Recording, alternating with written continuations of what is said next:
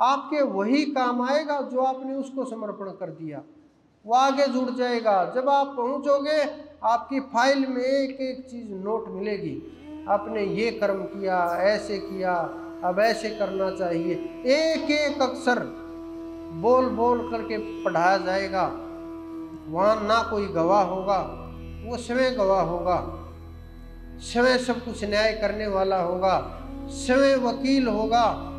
आप तो खड़े होकर के बस फैसले का इंतजार करोगे, क्या फैसला आएगा।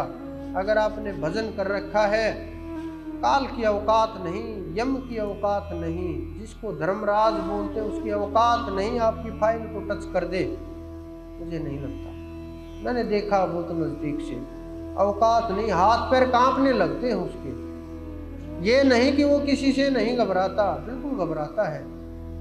जो उस मार्ग पर चलने वाले जीव हैं उससे थर थर कांपते हैं ये लोग, कि नहीं, जिसका मालिक मजबूत है, जिसका मालिक परमात्मा है, उसको कौन छू देगा, उसकी तरफ कौन देखेगा, उसकी कौन ताक झाक करेगा, उससे कौन सवाल करेगा। उसकी तरफ देखने वाला नहीं है। पार्षद आएंगे, आत्मा को संभाल करके बड़े प्रेम से उठा करके ले जाएंगे। अगर भजन नहीं किया तो श्वास निकलेगी, वहीं से आत्मा को बांधना शुरू कर देंगे। तो सोचना आपको है, आपको इस आत्मा को वहां उसके चरणों तक ले जाना है, या यहीं बंधन में जैसे आज घुट रहे हैं, जाने के बाद भी ऐसे ही घुटना है, परेशान होना है, माया में दुखी होना है, जीव को कष्ट में भुगतना है, या उस आनंद में वास करना है, सदा सदा वहाँ रहना है। ये तो आप लोगों का फैसला होगा, क्योंकि आपकी साधना के बिना, आपकी कोशिश के बिना, आपकी शुरुआत के बिना, आपके सुमरण के बिना, आपकी एकाग्रता के बिना, आपकी पकड़ के बिना, आपके रटे बिना नहीं ले जा सकता। कोई कोई जीव होता है, अरबों में, करोड़ों में नहीं, अरबों में कोई जीव होता है जिसके ऊपर वो परमात्मा, वो भी ऐसे ही कृपा नहीं करता। अनंत जन्मों के अंतिम जन्म में जब उसके ऊपर कृपा होनी होती है, उसकी दृष्टि गिरती है, उसके सब स्रोत खुल जाते हैं, सब रास्ते खुल जाते हैं। वहाँ कर जपू न माला जपू, मुख से कहूँ न राम, राम मेरा सुमरण करे मैं पाऊँ विश्राम। वहाँ फिर नाम की आवश्यकता नहीं रहती, वहाँ तो कृपा हो गई। वो मौन साधना से भी श्रेष्ठ है, लेकिन वो ऐसे करोड़ों अरबों जीवों में कभी कभी कृपा होती है।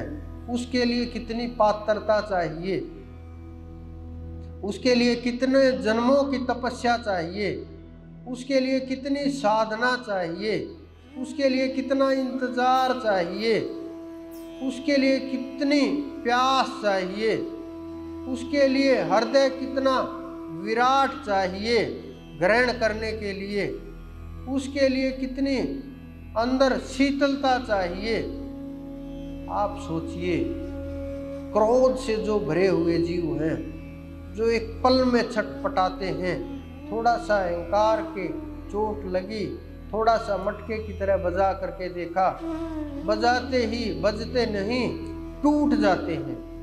ऐसे मटके कैसे उस पात्रता के झल को झेल पाएंगे, कैसे उसको संभाल पाएंगे, कैसे उसको बांध पाएंगे। खुद भी समाप्त हो जाएंगे, कृपा भी समाप्त हो जाएगी। इसलिए वो परमात्मा केवल कृपा जिनके ऊपर होती है वो पात्रों को खोजता है। जिस प्रकार से शेरनी का दूध निकाला जाता है उसका अलग पात्र होता है, नहीं तो शेरनी का दूध जो निकालते हैं वो पात्र टूट जाता है। कैसा भी पाप करो, वो टूट जाता है, वो चीर देता है उसको। तो उसी प्रकार से वो अनंत जब उतर करके आता है हृदय में, पात्र होगा तो सब बराबर चलता रहेगा, सब सही चलता रहेगा। अगर अपात्र हुआ बिखर जाएगा, समझ नहीं पाएगा, क्योंकि कृपा संभलती नहीं। जब वो मेर करने लगता है, वो अनंत मेर करता है, वो प्रेम करने लगता है, वो अनंत प्रेम करता है, वो कृपा करने लगता है, वो अनंत कृपा करता है। उसके अंदर जो भी खूबियां हैं वो अनंत हैं, जो भी वो देता है वो अनंत देता है। जब वो समय अनंत है तो वो सब कुछ अनंत देता है, बिना तोले हुए देता है, बिना मापे हुए देता है, बिना गिनती के देता, दे दिया, बस दे दिया। क्योंकि वो जिसको देता है वहाँ सोचता नहीं है, बस बरस गया। इसीलिए वो बोलते हैं कि उसकी कृपा वृष्टि हुई है। जहाँ कृपा दृष्टि होती है वहाँ कृपा वृष्टि होती है। जहाँ उसकी नज़र पड़ती है वहाँ उसकी मेर बरसने लगती है, उसकी कृपा बरसने लगती है। और जहाँ पात्र जीव है वहाँ वो ढूंढना नहीं पड़ता, वो ढूंढता है पात्र जीवों को, परिस्थिति पैदा कर देता है, उठा ले जाता है उन जीवों को जहाँ उनके ऊपर कृपा करवानी होती है, बुद्धि के अंदर विचार पैदा कर देता है। क्योंकि जाको प्रभु दारुण दुख देही ताकि मति पहले हर लेही।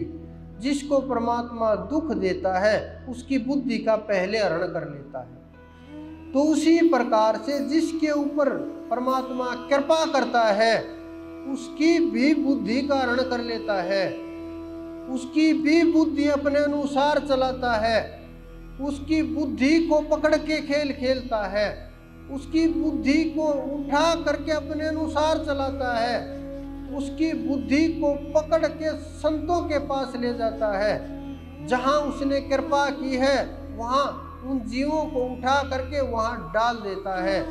ये अगर उसके संरक्षण में रहे, उनके सानिध्य में रहे, उनके वाइब्रेशन में रहे, सब कुछ परिवर्तन हो जाएगा। हृदय भी, मन भी, इंद्रियां भी, विचार भी, और स्थिति उठ जाएगी। एहसास भी नहीं होगा कि हम कितनी ऊंची स्थिति में चले गए, कैसे चले गए।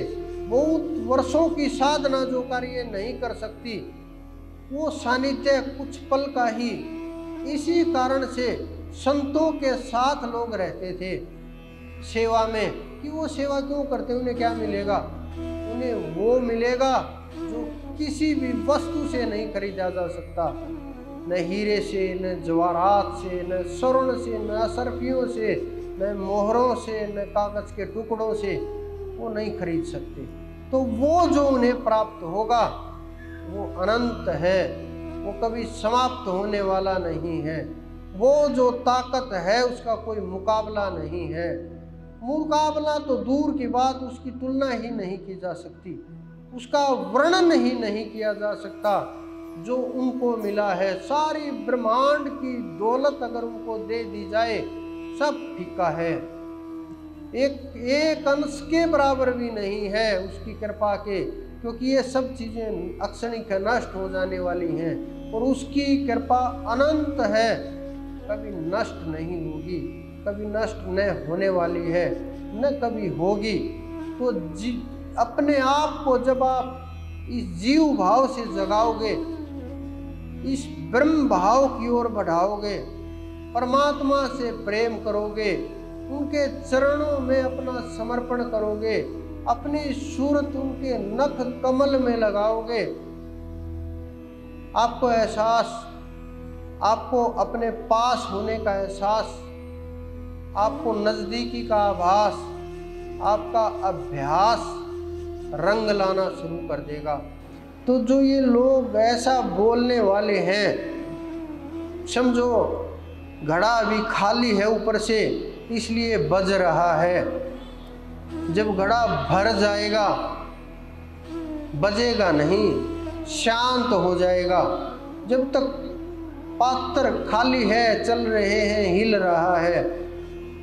जैसे हमने देखा एक ऑयल का ट्रक जो होता है, तेल का टैंकर, उसको अगर आधा कर दिया जाए और उसको भगाया जाए तो बोलते हैं कि ये हिलने लगता है और बैलेंस खराब कर देता है, गाड़ी भागती नहीं।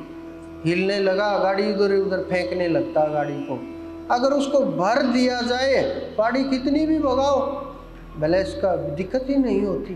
तो उसी प्रकार से वो लोग अभी अंदर से भरे हुए नहीं हैं, ज्ञान नहीं हुआ है। जब ज्ञान हो जाएगा वो हिलेंगे नहीं। तो आप ध्यान कीजिए, सुमरण कीजिए। अगला जो प्रोग्राम होगा वो गुरु पूर्णिमा का प्रोग्राम है 13 तारीख का। तो अगले प्रोग्राम के ऊपर जब जितना बोला है, अगर इसमें से 2% भी आपने अमल किया तो जो मैं बोल रहा हूँ आप शब्द के साथ धीरे धीरे ऊपर चढ़ना शुरू हो जाएंगे। आपको एहसास, आभास हो जाएगा कि चढ़ाई शुरू हो गई है। तो जब ये चढ़ाई शुरू होगी तो आपके ऊपर कृपा होनी शुरू हो जाएगी। आप ध्यान कीजिए, सुमरण कीजिए, उस परमात्मा के नाम में खो जाइए और आप सबके अंदर विराजमान उस परमपिता परमेश्वर, मेरे गुरु, मेरे इष्ट को मेरा बार बार प्रणाम।